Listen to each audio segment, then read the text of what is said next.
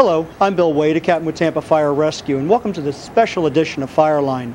On today's show, we're going to take you to two major incidents recently responded to by Tampa firefighters and paramedics. At the first alarm, firefighters would face an overturned fuel tanker, 8,700 gallons of gasoline on the ground and in the sewers, and a major fire that would cause major concerns for responders and the people in the area. The other incident didn't involve any fire, but involved an aircraft crashing into a high-rise building. We're going to talk to firefighters about not only what they did, but how they felt responding to this alarm in light of 9/11.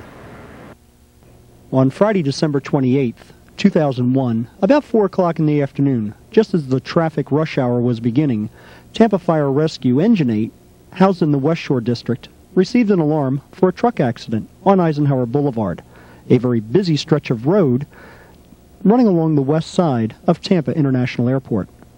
A tanker truck carrying 8,700 gallons of unleaded gasoline flipped onto its right side while attempting to take a sharp turn on an exit ramp. Tampa police would later state that the driver was doing about 40 miles an hour on a ramp marked with a speed limit of 25. Fortunately, when the tanker flipped, it did not initially start to burn, and drivers of other vehicles that witnessed the wreck scurried to the tanker and helped the tanker driver escape with relatively minor injuries. Firefighter Larry Glanton was the driver of Engine 8 that afternoon. He describes what happened as his crew approached the wreck site.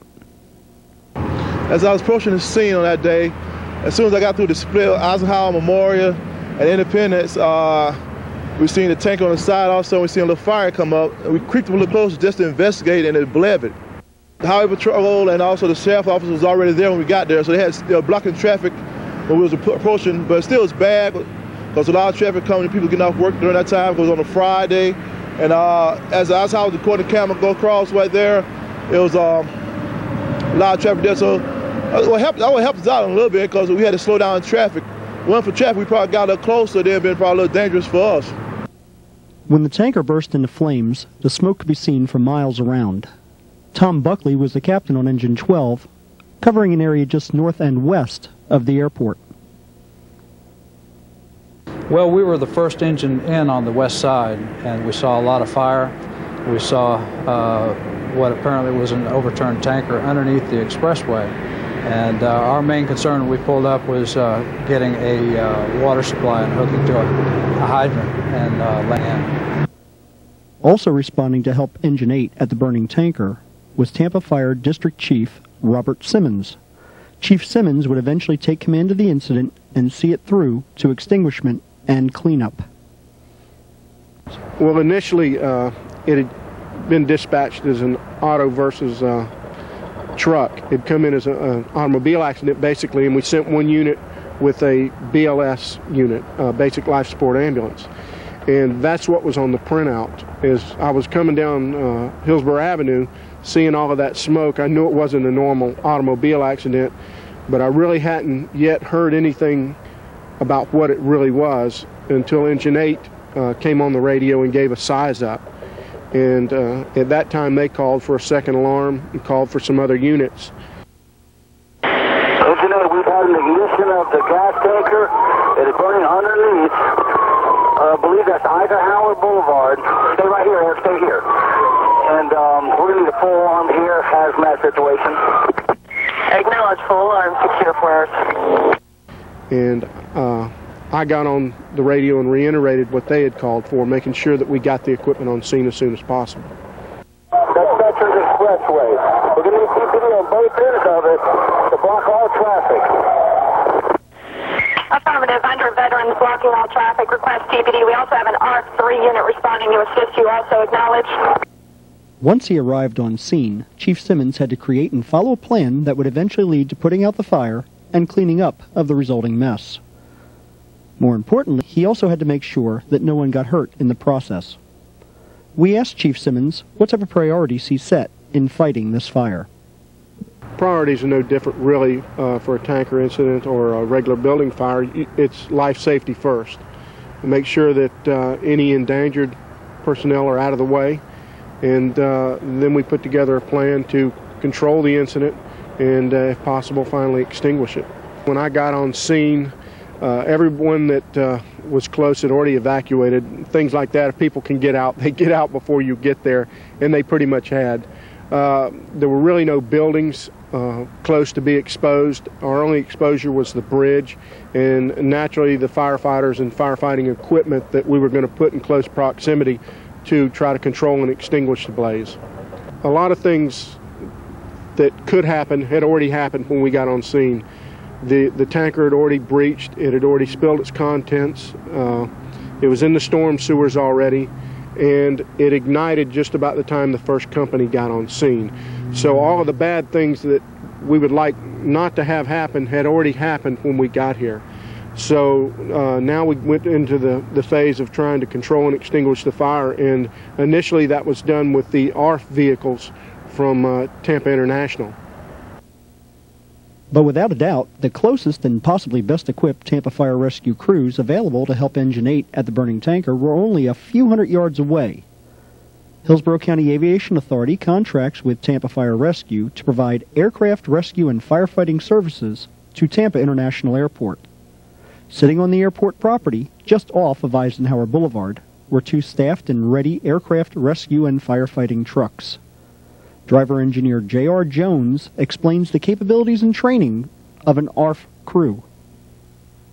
In addition to what we have to know already as Florida State certified firefighters, and we keep our EMT certifications current and our first responders training current. In addition to that, we go through a CFR program, Crash Fire Rescue, and it's pretty entailed and involved.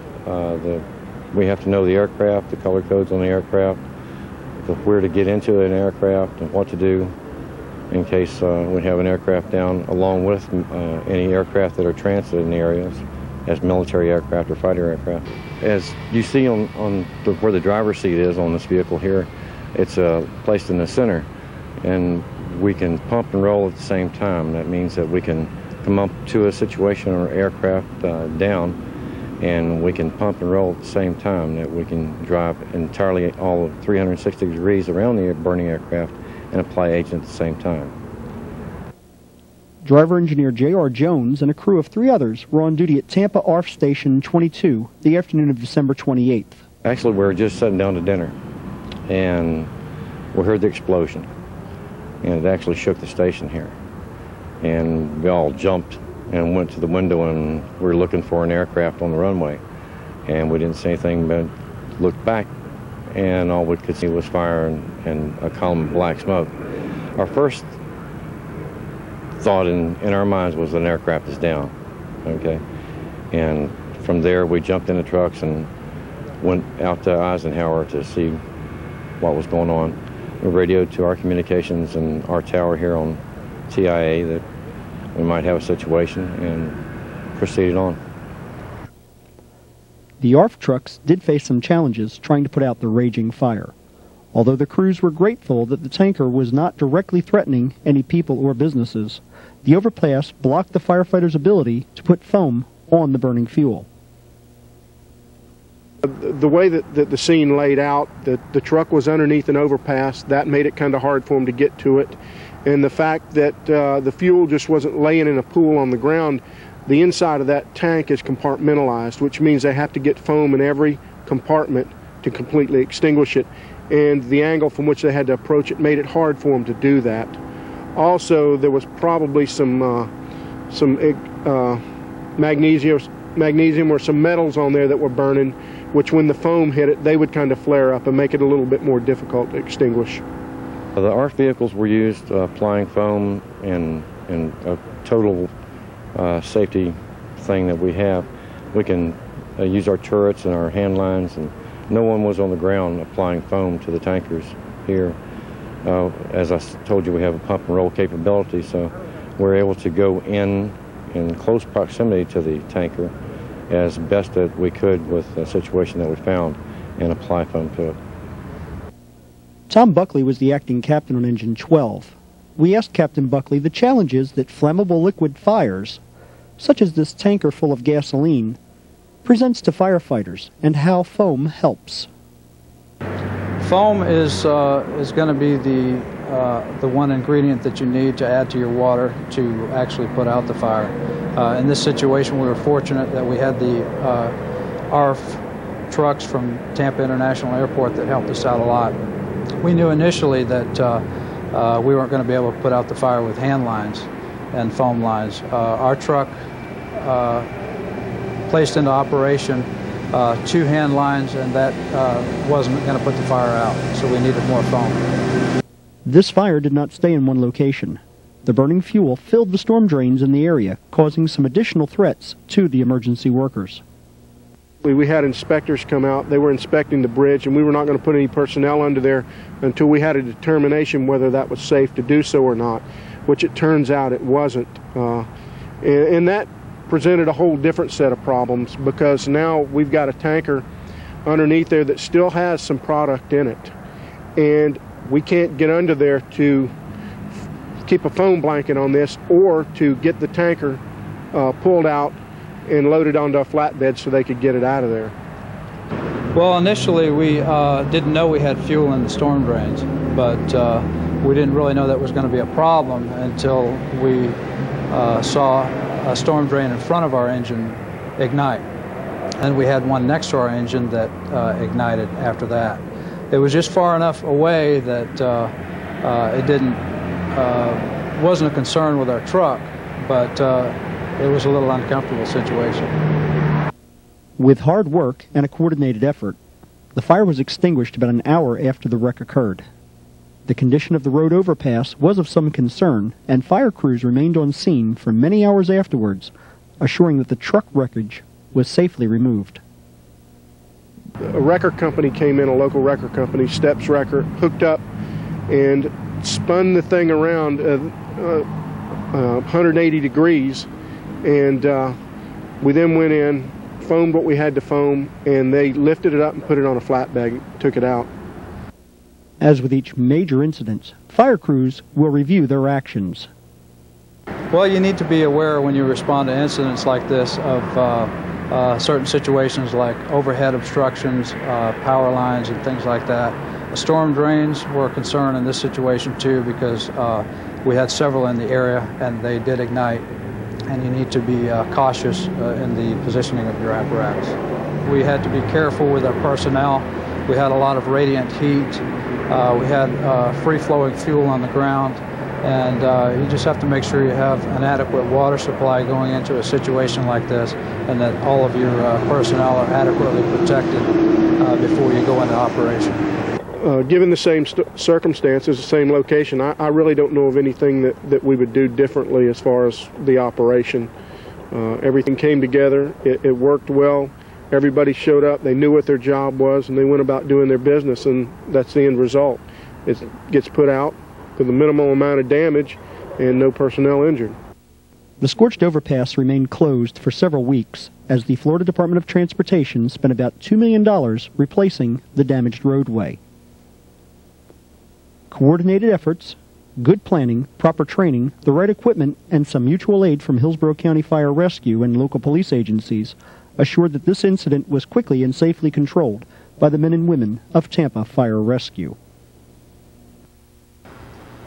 Fortunately, tanker wrecks, like the one you just saw, do not occur often here in the Tampa Bay area.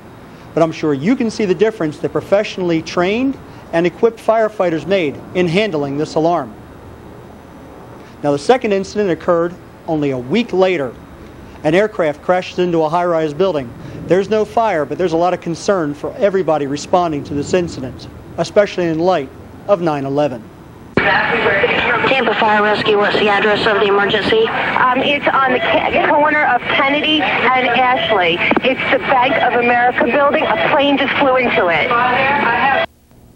On the afternoon of January 5th, 2002, a 15-year-old student pilot took off without clearance in a small aircraft from the St. Petersburg Clearwater International Airport.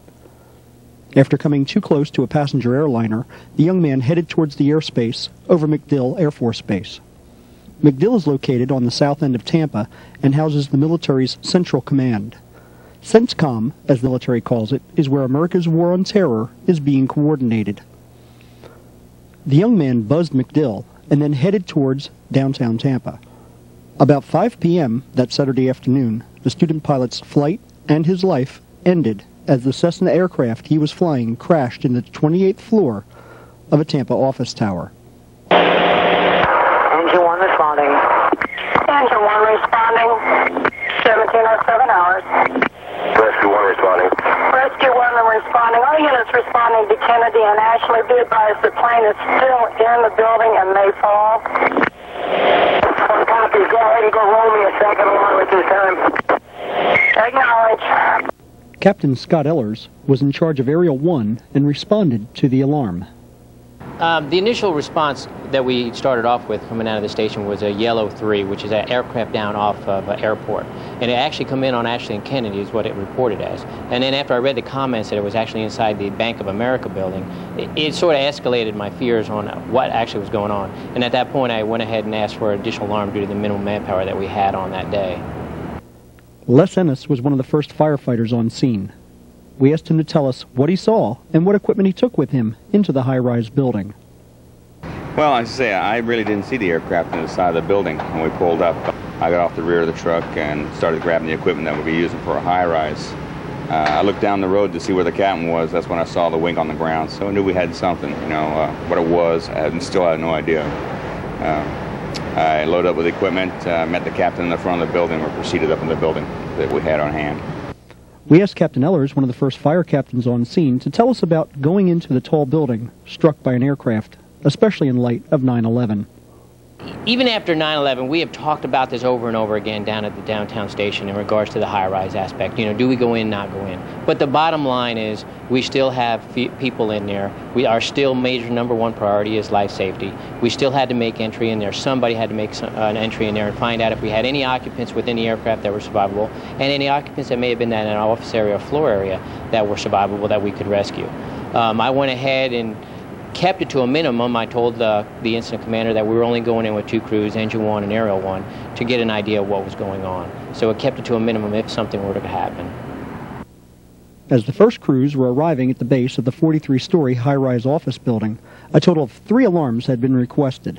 This would eventually bring to the scene about 60 Tampa firefighters. Scores of police officers and other law enforcement agencies were also heading into downtown.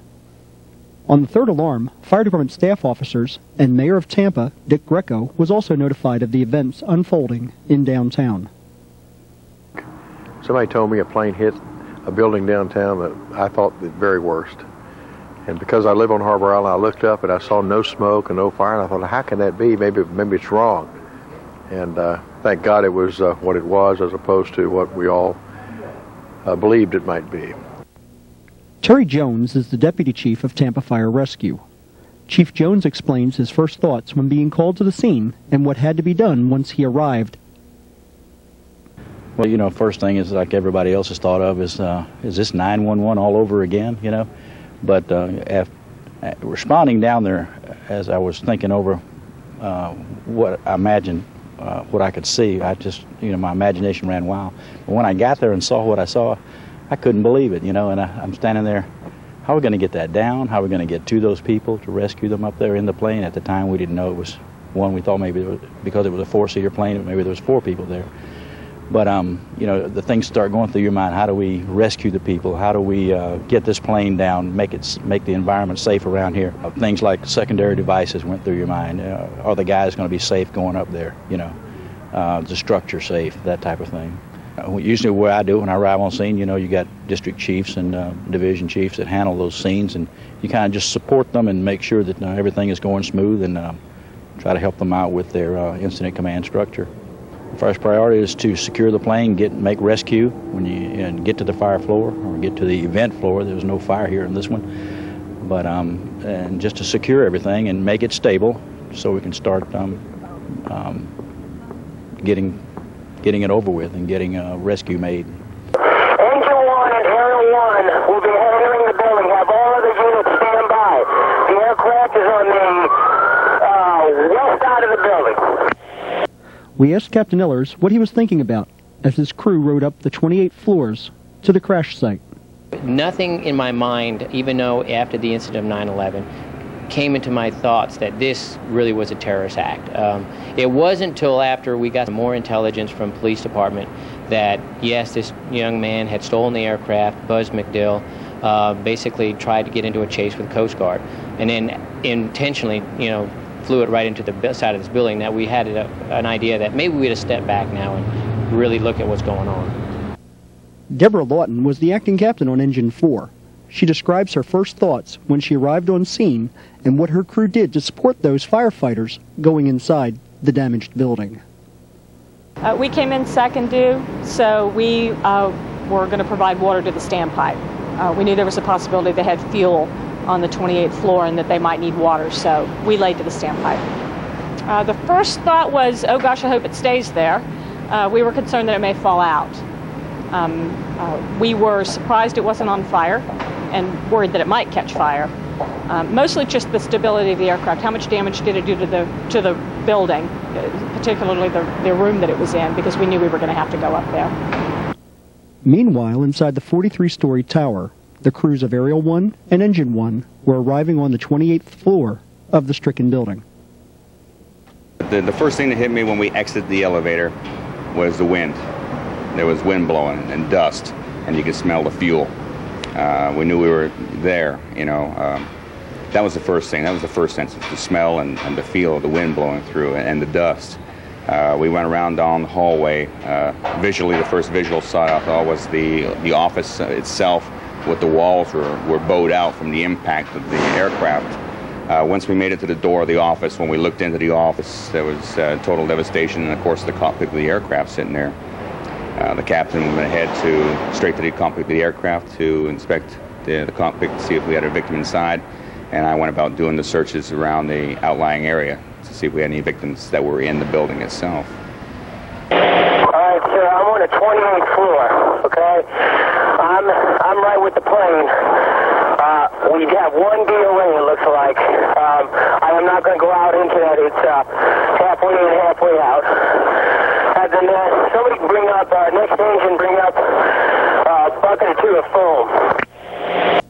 After seeing the aircraft inside the office building and smelling the fuel, Captain Ellers was beginning to develop a plan to deal with the incident. So our first initial thought and our first initial actions were to do a sweep or a primary search of that office, not only for survivors within the aircraft, because we weren't sure how many occupants there were, but also if that gentleman was still in that office. Once we had achieved that, we did have gasoline or avgas dripping from the lodged wing from above on the 29th floor, so we needed to get foam onto that to the aircraft in that office area. Additionally, another life safety aspect that we had to consider during this whole time too was that the aircraft was in a precarious position. It was hanging halfway in, halfway out of the 28th floor. We had to stabilize that aircraft so it wouldn't affect anybody on the ground below. Dennis Jones is a division chief with Tampa Fire Rescue, and his primary responsibility is working with the crews that handle aircraft emergencies at Tampa International Airport. He quickly arrived on scene and began to help. When I arrived on the scene, I went up to the floor where the aircraft lay on the 28th floor and evaluated the situation of the aircraft. And we also went to floors 27 and 29 that were all affected. And then when a decision was made on how to remove the aircraft, I oversaw the operation on those 3 floors. One of the first things they did was to get foam from the stairwell to foam the area in case there might be fuel that could be ignited. So they put down a blanket of foam. And then we wanted to secure the tail, as it was very obvious from the outside of the building. The tail of the aircraft was hanging free and kind of blowing in the wind, and there was threatening gale force winds coming that evening, and we wanted to secure the tail for fear that it might become separated from the remainder of the aircraft and actually fly down from where it was. It's a very lightweight piece of the aircraft, and if it caught wind, it would take off like a sail. It could fly several blocks before it came down, and so we wanted to get a rope and chain onto it to secure it.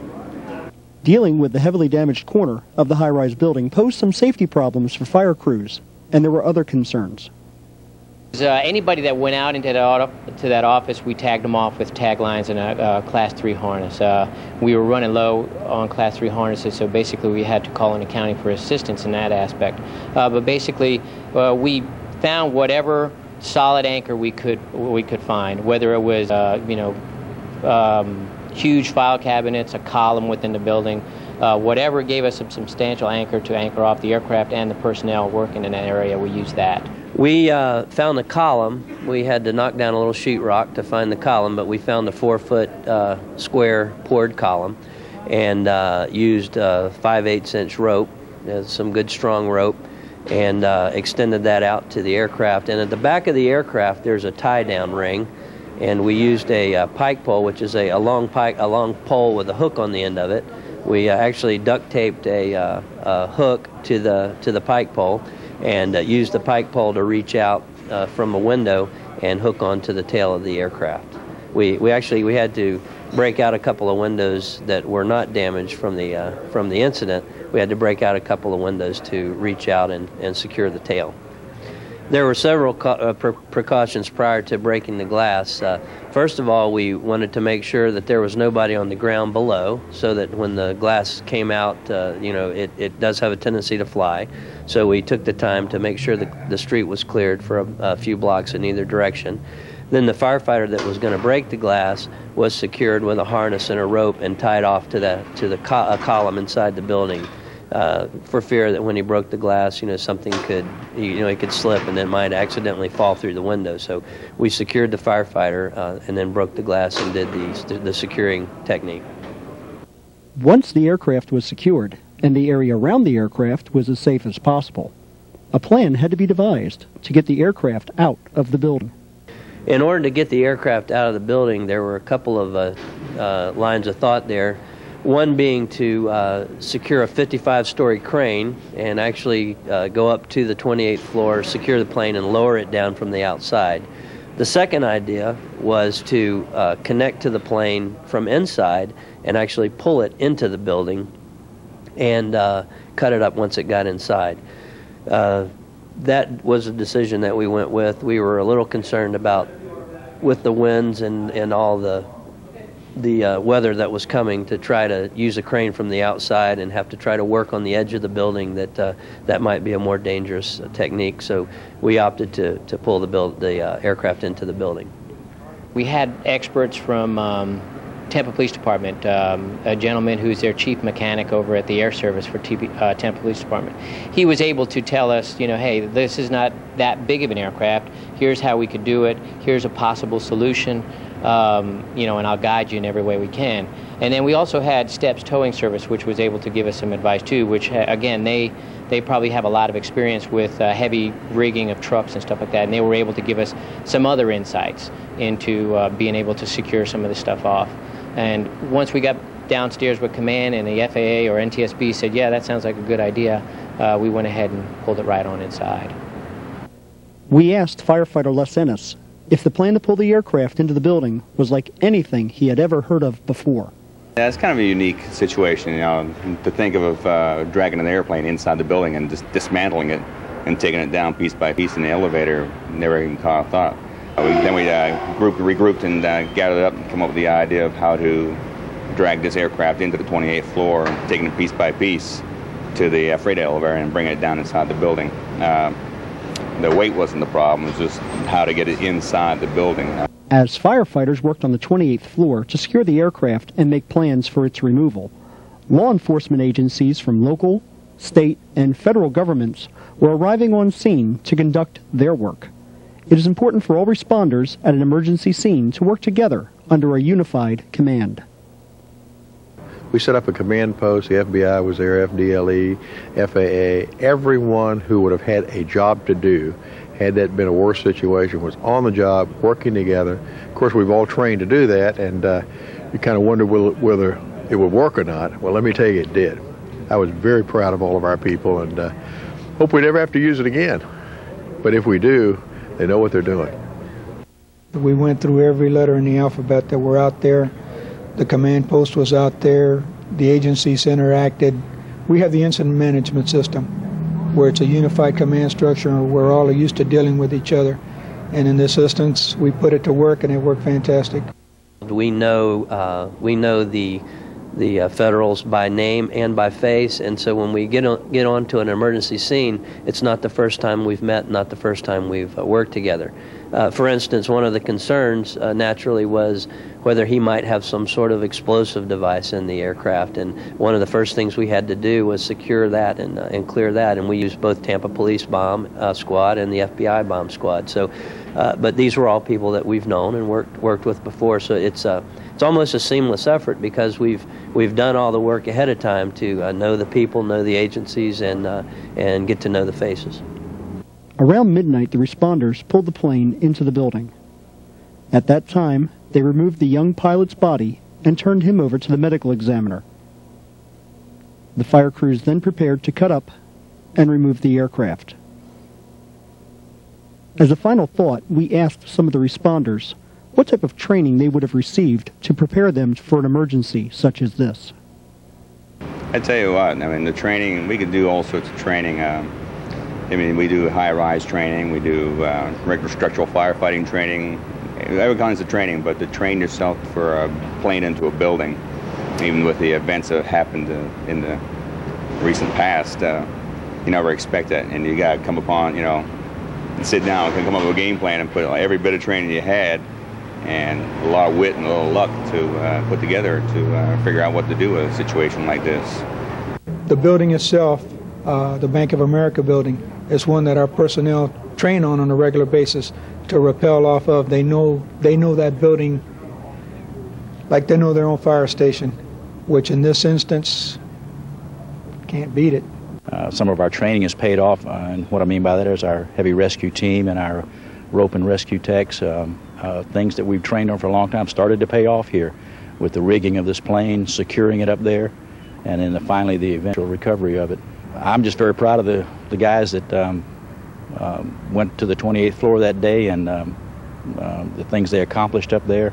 Like I said, all the training paid off, and I'm just very proud of the guys that did that day. I mean, it was almost flawless, like a textbook drill without the textbook. There you go. Todd Spear is the Assistant Fire Marshal for the City of Tampa. We asked Marshal Spear about the safety of high-rise buildings and what occupants could do to keep themselves safe in case of an emergency. The overall safety of these buildings is excellent because of the planning and the equipment and the procedures that go into designing safety for these buildings. In this particular case, the building has a fire control room, has pressurized stairwells, has a fully functioning alarm system, is fully protected throughout by an automatic sprinkler system, and there are not many opportunities for a fire to get beyond say a trash can or a desk chair or a small apartment within a residential high-rise. If you live or work in a high-rise building, the most important thing for you is to be aware of your evacuation procedures. Where is the closest stairwell? How would you get there? Where is the alternate way out of the building? Listen to the instructions that you may hear over the building alarm system. And if it's in the best interests of you and those around you to get into the stairwells and down and out of the building, then it's indeed what you need to be prepared to do. There are times when, if the incident is small, there's no immediate need for you to evacuate. And that's something that your firefighters will be certain to instruct you in as they arrive on the scene and size up the situation. If you're in doubt, get out. Well, high-rise buildings are designed and built to prevent the spread of fire and smoke. And the occupants are afforded additional time because of those features. To put everybody in the building into the stairwells at the same time might be somewhat chaotic if you have a large number of people in the building. So by controlling the evacuation process, makes it easier for occupants coming out and firefighters going in. We'll evacuate those in the most danger first, and we have extra time for those well above and well below the fire floors, certainly. So that's why it's important for people to be aware of evacuation procedures and to listen to any instructions that they might hear from firefighters either on their floor or using the building's alarm or PA system.